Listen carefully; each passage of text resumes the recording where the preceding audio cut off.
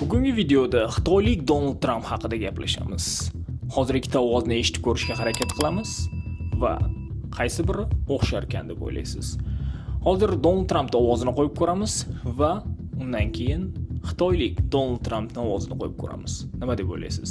O'xshaydimi? Agar o'xshasa, like bosishni unutmang. Birinchisi. No specific number of days, but quickly, if for some reason one of the two parties makes it very difficult. Bu haqiqiy Donald Trump, amerikalik. Endi ikkinchisi. It's such a nice thing we could sit down and have noodles together.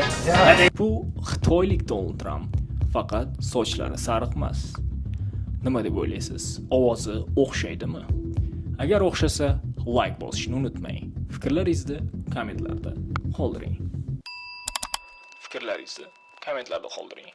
Video yoqqan bo'lsa, like bosishni unutmang.